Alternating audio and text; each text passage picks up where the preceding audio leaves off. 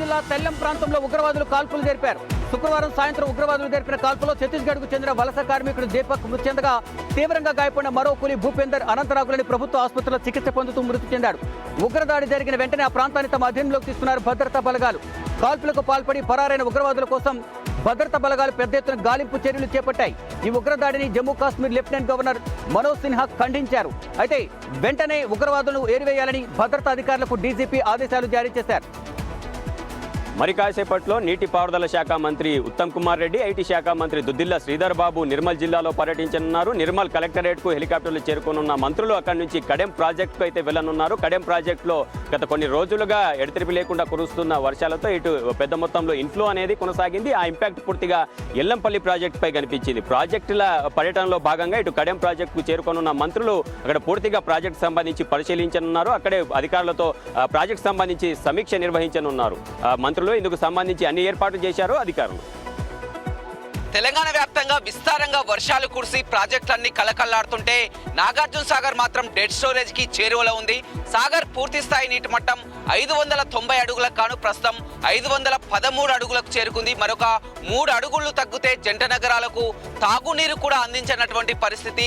ఒకవేళ జిల్లాలో ఇప్పటికే సాధారణ వర్షపాతం కూడా నమోదు కాలేదు. కనీసం సాగర్ ప్రాజెక్టు కన్నా నీరు వచ్చి సాగర్ డ్యాము నిండితే ఆయకట్టు కింద రైతులంతా సంతోషంగా ఉంటారు. కానీ ఓవైపు వర్షాలు లేక, మరోవైపు నాగార్జున సాగర్ ప్రాజెక్టులో నీరు లేక నల్గొండ జిల్లాలో పూర్తిగా కరువు ఛాయలు కనపడుతున్న పరిస్థితి కనపడుతుంది.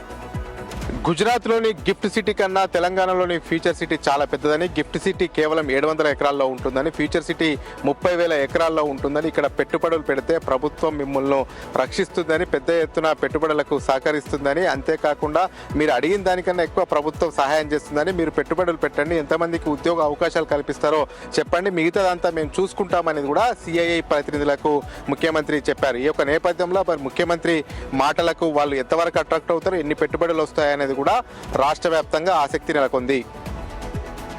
భోగాపురంలోని అల్లూరి సీతారామరాజు ఇంటర్నేషనల్ ఎయిర్పోర్ట్ మరికొద్ది గంటల్లో ప్రధాని మోదీ చేతుల మీదుగా ప్రారంభం కాబోతుంది. ఏవియేషన్ మంత్రి కింజరాపు రామ్మోహన్ నాయుడు శ్రీకాకుళం వాసి కావడంతో శ్రీకాకుళంలో ప్రత్యేకమైన ఏర్పాట్లు చేశారు. శ్రీకాకుళం జిల్లా వ్యాప్తంగా అన్ని గ్రామాల నుంచి ప్రజలు ఎయిర్పోర్ట్ ఓపెనింగ్కు వెళ్లేందుకు 737 బస్సుల్ని కేటాయించారు. శ్రీకాకుళం వాసుల కోసం ప్రత్యేకమైన ఫుడ్ కౌంటర్లు ఏర్పాటు చేశారు.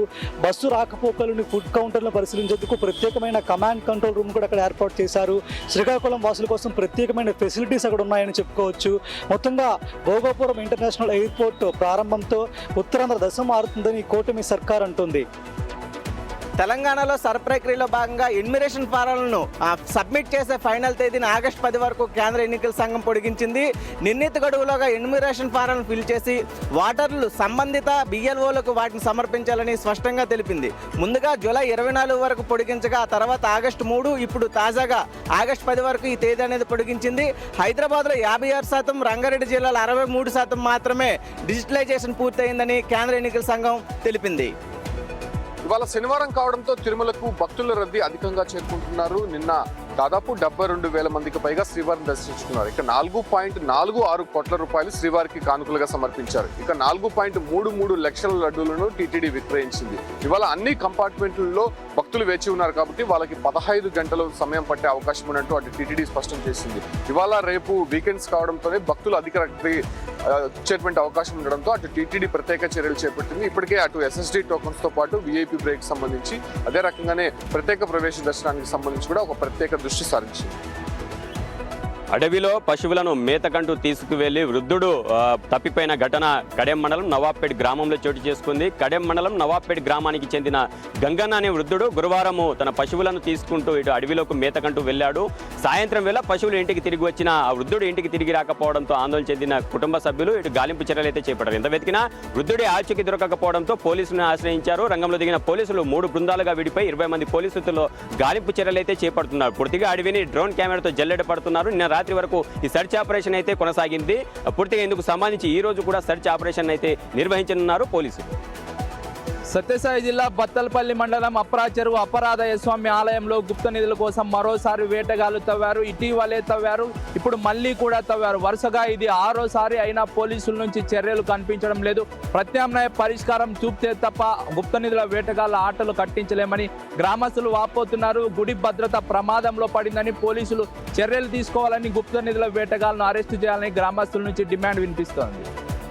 ఓటర్ల సమగ్ర సవరణ జాబితా ఎస్ఆర్ ప్రక్రియ జిల్లాలో ఈ నెల 24తో పూర్తయింది. వీటికి సంబంధించి జిల్లాలో ఇప్పటికే 18,57,000 మంది ఓటర్లు ఉండగా 16,37,000 మంది ఓటర్లు ఇప్పటికే ఎన్యూమరేషన్ పత్రాలను పూర్తి చేసి ప్రభుత్వానికి అందజేశారు. వీటికి సంబంధించి జిల్లాలో ఎక్కడ లేని విధంగా కూడా 2 లక్షల పైచీలకు ఓటర్లు మిస్ అయినట్టు తెలుస్తోంది. వీటికి సంబంధించి కూడా ఇప్పటికే ఎన్యూమరేషన్ పత్రాలను అధికారులు పూర్తి చేశారు.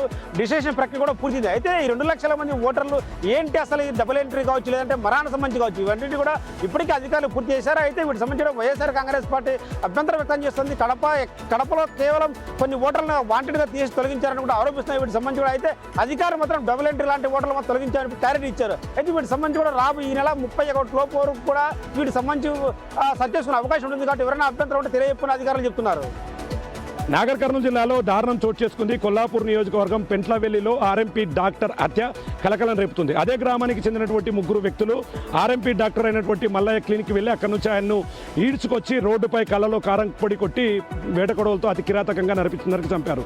దీంతో ఒక్కసారిగా చుట్టుపక్కల వారు భయాందోళనకు గురై స్థానికంగా ఉన్నటువంటి పోలీసులకు సమాచారం అందించారు. పోలీసులు ఘటనా స్థలానికి చేరుకొని కేసు నమోదు చేసుకుని దర్యాప్తు ప్రారంభించారు.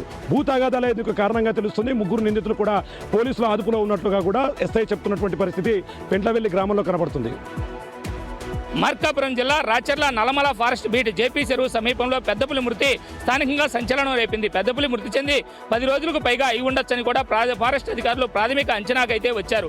అయితే పెద్దపులి ఎలా మృతి చెందింది, దానికి కారణం ఏంటి అనేటువంటి విషయాలు తెలుసుకోవడానికి ఇప్పటికే దానికి పోస్ట్ మార్టం నిర్వహించారు. అయితే పెద్దపులి యొక్క 4 కాళ్ళు కనిపించకపోవడం మాత్రం పలు అనుమానాలకు తావిస్తుంది. అయితే పెద్దపులి ఎలా మృతి చెందింది, వేటగాళ్ల వల్ల మృతి చెందిందా లేక మరేదైనా కారణం ఉందా అనేది పోస్ట్ మార్టం నివేదిక ఆధారంగా తెలుస్తుందని, అయితే 4 కాళ్ళు మిస్ అవడం పైన మాత్రం ఫారెస్ట్ అధికారులు ఇప్పటికే విచారణ ప్రారంభించి సమీప గూడాలతో పాటుగా వేటగాళ్లు ఉండేటువంటి ప్రాంతాల్లో కూడా పరిశీలన చేస్తూ ఉన్నారు. కరీంనగర్ కమిషనరేట్ పరిధిలో పనిచేస్తున్నటువంటి ఓ కానిస్టేబుల్ తన స్నేహితుడిని ఓ కేసులో ఇరికించేందుకు ఏకంగా అతని ఇంట్లోనే గంజాయి దాచిపెట్టి మరీ కేసులో ఇరికించేశాడు. కానీ పోలీసులు ఆరా తీస్తే అసలు దొంగ ఆ కానిస్టేబుల్ అని తేలింది. ఈగల్ టీంలో పనిచేస్తున్నటువంటి కానిస్టేబుల్ నాగరాజుకు అతని మిత్రుడు శ్రీనివాసరెడ్డికి గత కొంతకాలంగా భూ వివాదం కొనసాగుతుంది. ఇద్దరి మధ్య భూ వివాదం ఉండడంతో తన మిత్రుడు శ్రీనివాసరెడ్డి ఫర్టిలైజర్ షాప్లో గంజాయి దాచిపెట్టి మరి అతడు గంజాయి అక్రమ రవాణా చేస్తున్నాడని చెప్పి కేసులో ఇరికించేశాడు. కానీ పోలీసులు కూపి లాగడంతో అసలు దొంగ నాగరాజే అని చెప్పి బయటపడడంతో ఒక కానిస్టేబుల్ గంజాయిని దాచిపెట్టి మరి ఇరికించేటువంటి ప్రయత్నం చేయడం కరీంనగర్ కమిషనరేట్ వ్యాప్తంగా కలకలం సృష్టించింది. 2-3 రోజులుగా స్టేబుల్గా ఉన్న బంగారం ధర ఒక్కసారిగా పెరిగిపోయింది. ప్రజెంట్ మార్కెట్లో 24 క్యారెట్ల 10 గ్రాముల బంగారం 1,44,350 రూపాయలు ఉంది. అదేవిధంగా 22 క్యారెట్ల బంగారం 1,32,300 రూపాయలు కొనసాగుతుంది. అదేవిధంగా రెండిట్లో వ్యత్యాసం చూసుకున్నట్టయితే నిన్నటికి వాటికి 24 క్యారెట్ల పైన 850 రూపాయలు, అదేవిధంగా 22 క్యారెట్ల పైన 750 రూపాయలు పెరిగింది. మరియు 18 క్యారెట్ల పైన 650 రూపాయల వరకు పెరిగింది. ఇక సిల్వర్ చూసుకున్నట్టయితే గత వారం నుంచి 2,35,000 వద్దనే కొనసాగుతుంది. మరి ఈ మార్కెట్ ఫ్లక్చుయేషన్స్ ఈ ఆషాఢ మాసం కంప్లీట్ అయ్యేంత వరకు కొనసాగుతుందని కూడా ఎక్స్పర్ట్స్ అయితే చెప్పుకొస్తున్నారు. ఎల్నినో ప్రభావం తెలంగాణపై తీవ్రంగా కనిపిస్తుంది. ఉత్తర తెలంగాణలో భారీ వర్షాలు పడుతుంటే ఉమ్మడి ఆదిలాబాద్, ఉమ్మడి కరీంనగర్, ఉమ్మడి నిజామాబాద్ జిల్లాలలో కుండపోతారు వర్షాలు పడుతుంటాయి. ఇక దక్షిణ తెలంగాణలో అయితే తీవ్ర లోటు వర్షపాతం కనిపిస్తుంది. దాంట్లో కూడా నారాయణపేట, గద్వాల, భద్రాద్రి కొత్తగూడెం, యాదాద్రి భువనగిరి, వరంగల్, ఖమ్మం జిల్లాలలో పూర్తిగా లోటు వర్షపాతం నమోదవుతుంది. దీంతో రైతులు తీవ్ర స్థాయిలో ఇబ్బందులు పడుతూ ఉన్నారు. సాయికృష్ణ డెత్ మిస్టరీ అలాగే బాడీ మిస్సింగ్ కి సంబంధించి నాగరాజుని అదుపులోకి తీసుకున్నటువంటి సిట్ అధికారులు 3 రోజులు గడిచినా ఎటువంటి సమాచారం అయితే రాబట్టలేకపోయారు. సిట్ అధికారులు వేసినటువంటి ప్రశ్నలకు తెలియదు, గుర్తులేదు మినహా ఎటువంటి సమాధానము కూడా నాగరాజు నుంచి రావట్లేదని సిట్ అధికారులు చెప్తూ ఉన్నారు. కొన్ని వాంగ్మూలాలు ఏవైతే కృష్ణలంక పోలీస్ స్టేషన్ నుంచి తీసుకున్నారో ఆ వాంగ్మూలాలు తీసుకుని చూపించి అడిగినప్పటికీ కూడా తనకు తెలియదు అనే సమాధానాన్ని మాత్రమే ఆయన చెప్తున్నట్లుగా తెలుస్తుంది. పబ్లిక్ ఎగ్జామినేషన్ సవరణ బిల్లు 2026 చట్టరూపం దాల్చింది. పార్లమెంటు ఉభయ సభల్లో ఆమోదించిన పబ్లిక్ ఎగ్జామినేషన్ సవరణ బిల్లు 2026కు రాష్ట్రపతి ద్రౌపది ముర్ము ఆమోదం తెలిపారు. రాష్ట్రపతి ఆమోదంతో ప్రశ్నాపత్రాల లీకు, పరీక్షల్లో మోసాలకు సంబంధించిన నేరాలపై శిక్షలు మరింత కఠినతరం కాబోతున్నాయి. ప్రధాన నేరాలకు కనిష్ట జైలు శిక్ష 5 సంవత్సరాల నుంచి 10 సంవత్సరాలు విధించే అవకాశం కనిపిస్తుంది. ఇటు జరిమానాను 10 నుంచి 50 లక్షల వరకు పెంచారు. సంస్థలు లేదా సంఘటిత నేరాలకు గరిష్ట జరిమానా 1 కోటి నుంచి 5 కోట్లకు, అలాగే జైలు శిక్ష 8 సంవత్సరాల వరకు పెంచుతూ చట్టం చేశారు. దర్యాప్తు కోసం కేంద్ర ప్రభుత్వం అవసరమైతే ప్రత్యేక టాస్క్ ఫోర్స్ ఏర్పాటు చేసే అధికారం కూడా ఉంది. ప్రతి కేసు దర్యాప్తు 2 నెలల్లో పూర్తి చేయడం ఈ చట్టం యొక్క విధానం. ఉమ్మడి నిజామాబాద్ జిల్లాలో పౌర సరఫరాల శాఖ, నీటిపారుదల శాఖ మంత్రులు శ్రీధర్ బాబు, ఉత్తమ్ కుమార్ రెడ్డి పర్యటించనున్నారు. బేగంపేట ఎయిర్పోర్ట్ నుంచి హెలికాప్టర్ ద్వారా నిజామాబాద్ జిల్లాకు చెందిన మెండోరా హెలిప్యాడ్ వద్ద దిగనున్నారు. అక్కడ ఎస్ఆర్ఎస్పి ప్రాజెక్టును సందర్శించి అక్కడ సమావేశం నిర్వహించున్నారు. జిల్లా సంబంధించిన అధికారులతో సమావేశం నిర్వహించిన తర్వాత ఇక్కడ నుంచి నిర్మల్కు వెళ్ళనున్నారు. ముఖ్యంగా ఉమ్మడి నిజామాబాద్ జిల్లాలో కురిసిన వర్షాలు కావచ్చు, చుట్టుపక్కల ప్రాజెక్టులు కావచ్చు, వాటికి వచ్చిన నీరు సామర్థ్యం ఎంత ఉంది, దానిపై పూర్తి వివరాలు తీసుకొని ఉన్నారు. తెలంగాణ ప్రభుత్వం ఎల్ఆర్ఎస్ దరఖాస్తుల ధరలకి గుడ్ న్యూస్ చెప్పింది. మరోసారి రాయితీ గడువు పెంచింది. ఎల్ఆర్ఎస్ ఫీజులు, ఛార్జీలపై 25% రాయితీ కల్పించింది. ఆగస్టు 1 నుంచి నవంబర్ 30 వరకు చెల్లించేటువంటి వాళ్ళకి 25% రాయితీ వర్తిస్తుందని చెప్తుంది. పోలీస్ సిబ్బంది వ్యక్తిగత ఆరోగ్యంతో పాటు ఆర్థిక భద్రతపైన దృష్టి సారించాలని మెదక్ జిల్లా అడిషనల్ ఎస్పీ విక్రాంత్ కుమార్ తెలిపారు. సైబర్ కేటుగాల బారిన పడకుండా పోలీసులు జాగ్రత్త వహించాలన్నారు. ముఖ్యంగా సోషల్ మీడియాలో పోస్టుల విషయంలో కూడా అప్రమత్తంగా ఉండాలన్నారు. వ్యక్తిగత వివరాలు, కుటుంబ సభ్యుల వివరాలు, వాటితో పాటు ప్రయాణాలకు సంబంధించినటువంటి డీటెయిల్స్ ఎట్టి పరిస్థితుల్లోనూ షేర్ చేయొద్దని సూచించారు. లేకపోతే సైబర్ కేటుగాల బారిన పడే అవకాశం ఉండడంతో అప్రమత్తంగా ఉండాలన్నారు. ముఖ్యంగా ప్రయాణాలు చేసేటప్పుడు ఆ వివరాలను వెల్లడిస్తే ఇళ్లలో దొంగలు పడే ప్రమాదం ఎక్కువగా ఉండడంతో ఆ విషయాల పట్ల అప్రమత్తంగా ఉండాలన్నారు అడిషనల్ ఎస్పీ. మహబూబాబాద్ జిల్లా నెల్లికూరు మండలంలోని నర్సిలగూడెం గ్రామానికి చెందిన నవీన్ అనే వ్యక్తి పురుగుల మందు తాగి ఆత్మహత్య చేసుకున్నాడు. తన భర్త మృతికి కారణం ఫెర్టిలైజర్ షాపు నిర్వాహకుడే అని, నిర్వాహకుడు గడ్డి మందు అమ్మడం వల్లే తన భర్త చనిపోయాడని ఆరోపిస్తూ మృతుడికి సంబంధించిన భార్య కలెక్టర్ ఫిర్యాదు చేసింది. కలెక్టర్ ఆదేశాల మేరకు అగ్రికల్చర్ అధికారులు నేరుగా షాపులో వెళ్లి తనిఖీలు నిర్వహించారు. ప్రస్తుతానికి షాపును క్లోజ్ చేశారు. పూర్తి స్థాయి విచారణ అనంతరం తెరవాలని ఇప్పటివరకు ప్రస్తుతం తాత్కాలికంగా సీజ్ చేస్తున్నట్లు అగ్రికల్చర్ జేడీఏ శ్రీనివాసరావు తెలిపారు. ఒక్కసారిగా గడ్డి మందు విక్రయాల పట్ల జిల్లాలో కలకలం రేపింది. ఇప్పటికే ప్రభుత్వం గడ్డి మందుపై నిషేధం విధించిన నేపథ్యంలో ఒక్కసారిగా ఈ గడ్డి మందు అమ్మకాలపై జోరుగా చర్చ కొనసాగుతుంది. వడ్ల ధరలు పెరుగుతుండడంతో రైతుల్లో ఆనందం వ్యక్తమవుతోంది. షుగర్లెస్ పుట్టి 36,000, జీలకర్ర మసూర 33,000, తెలంగాణ సన్నాలు 35,000 వరకు ధర పలుకుతున్నాయి. ఏప్రిల్ నెలలో కోతల సమయంలో కేవలం 17,000 నుంచి 18,000 వరకు మాత్రమే ధర పలికాయి. అనంతరం 22,000 వరకు పెరుగుతూ వచ్చింది. కొంతమంది రైతుల వద్ద మాత్రమే వడ్లు నిల్వలు ఉన్నాయి. ఎక్కువ మంది 26,000 వరకు అమ్ముకున్నారు. అయితే ధరలు ఒక్కసారిగా 3 నెలల వ్యవధిలోనే అధికంగా పెరగడం గమనార్హం. అయితే గత ఏడాది ఇదే సమయంలో 17,000 వరకు మాత్రమే అమ్మింది. అయితే ఎల్నినో ప్రభావంతో మరింత వడ్ల ధరలు పెరిగేటువంటి అవకాశం ఉందని తెలుస్తుంది. తండ్రి మరణ వార్త విని కుమార్తె చనిపోయిన విషాద సంఘటన పశ్చిమ గోదావరి జిల్లాలో చోటు చేసుకుంది. పాలకొల్లుకు చెందిన సరిల్ల సుబ్బారావుని హైదరాబాద్లో మోకాళ్ళ చికిత్స నిమిత్తం కూతురు ప్రిస్కిల్లా తీసుకెళ్లింది. హైదరాబాద్లో మోకాళ్ళ చికిత్స అనంతరం బాగానే కోలుకుంటున్నాడంటూ వైద్యులు చెప్పడంతో ప్రిస్కిల్లా హైదరాబాద్లోని తన బంధువుల ఇంటికి వెళ్ళింది. అయితే కొద్దిసేపటికే సుబ్బారావు చనిపోయాడంటూ వైద్యులు చెప్పడంతో ఒక్కసారిగా ప్రిస్కిల్లా కూడా కుప్పకూలిపోయింది. కార్డియాక్ అరెస్ట్తో చనిపోయిందంటూ వైద్యులు ప్రకటించారు. తండ్రి కూతుళ్ళు ఒకేసారి చనిపోవడంతో కుటుంబంలో విషాద ఛాయలు అలుముకున్నాయి. ప్రిస్కిల్లా మెట్టినిల్లు తణుకు పట్టణం కాక సుబ్బారావుది పాలకులు. వారి అంత్యక్రియలు విడివిడిగా చేయాల్సి రావడంతో కూడా కుటుంబ సభ్యులు తీవ్ర విషాదంలో మునిగిపోయారు.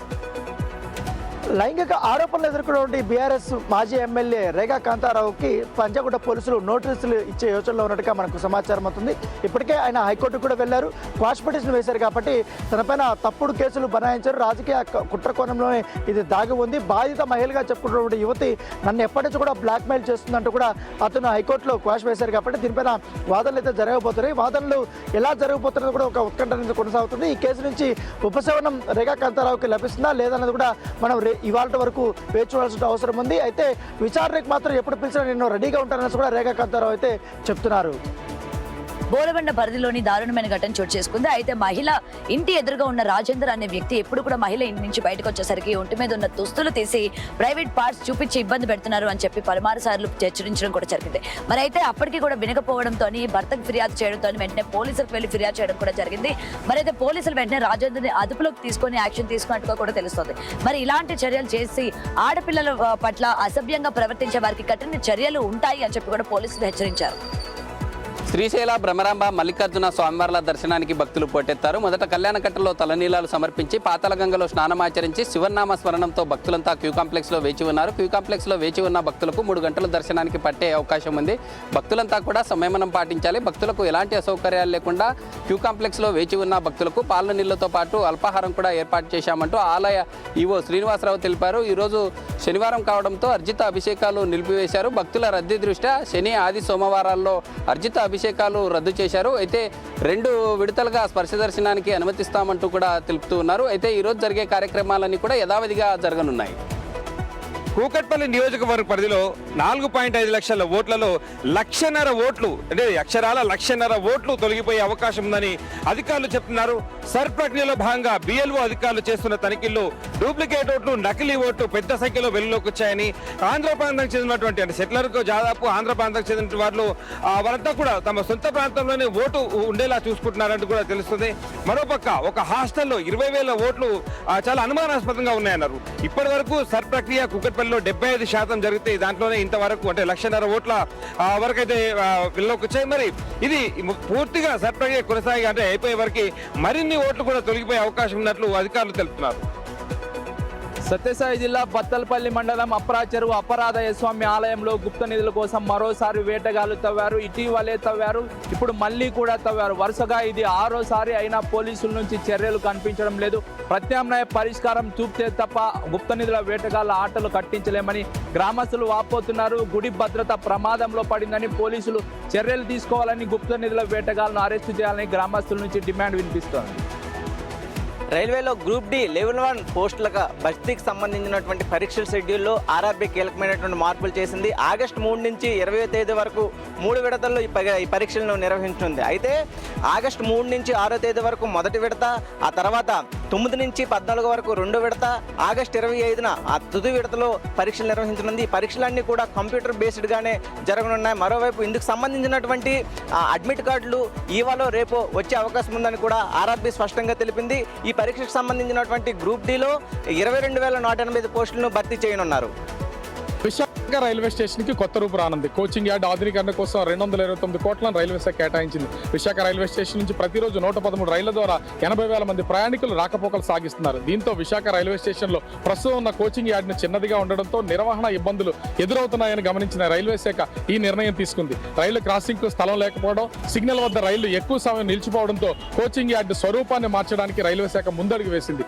6 కొత్త రైల్వే లైన్లతో పాటు పాత ప్లాట్ఫామ్లను విస్తరించడం, మరో కొత్త 6 ప్లాట్ఫామ్లను నిర్మాణం చేపట్టనున్నారు. ప్రయాణికుల రాకపోకలకు ఎలాంటి ఇబ్బందులు లేకుండా ర్యాంపులు, లిఫ్ట్లు, ఎక్సలేటర్లను ఏర్పాటు చేయనున్నారు.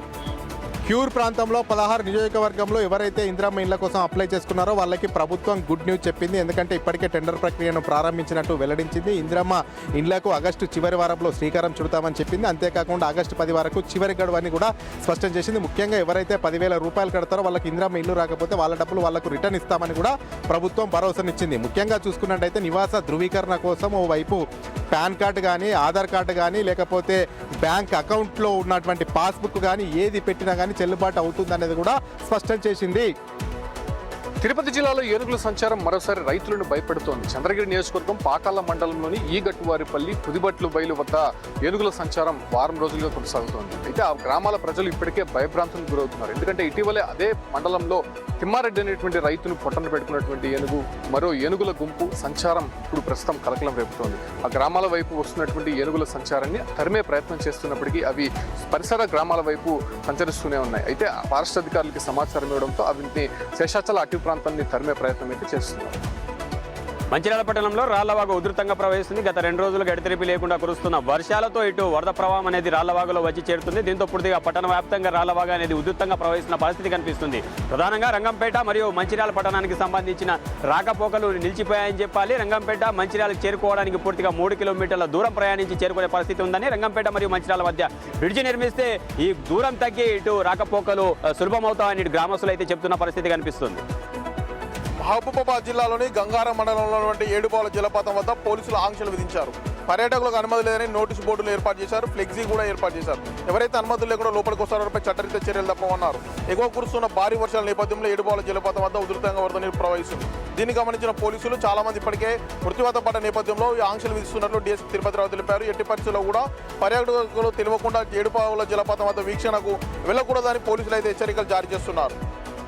రాయచోటి నియోజకవర్గంలో ప్రభుత్వ ఆసుపత్రుల మౌలిక వసతుల కోసం ప్రభుత్వం 32 కోట్లు విడుదల చేసినట్టు మంత్రి మండిపల్లి తెలిపారు. రాయచోటిలో ఇప్పటికే 100 పడకలతో కూడిన ప్రభుత్వ ఆసుపత్రికి అనుబంధంగా మరో 50 పడకలతో కూడిన క్రిటికల్ కేర్ యూనిట్ను ప్రారంభిస్తున్నట్టు తెలిపారు. వీటితో పాటు గ్రామీణ ప్రాంతాల్లో ఉన్నటువంటి ప్రభుత్వ ఆసుపత్రుల మౌలిక వసతుల కోసం మరో 10 కోట్లు కేటాయించామని, గ్రామీణ ప్రాంతాల్లో వైద్య సేవలు అందడం కొంచెం కష్టంగా ఉందని, సో ఈ 10 కోట్లతో మౌలిక వసతులు ఏర్పాటు చేస్తే ఖచ్చితంగా మెరుగైన వైద్య సేవలు అందుతాయని, వీటితో పాటు ముఖ్యంగా రాయచోటి నుంచి అత్యవసర కేసు సంబంధించి కూడా కడప, తిరుపతి లాంటి ప్రాంతాలకు వెళ్లాల్సిన అవసరం ఉండదని మంత్రి మండిపల్లి తెలిపారు.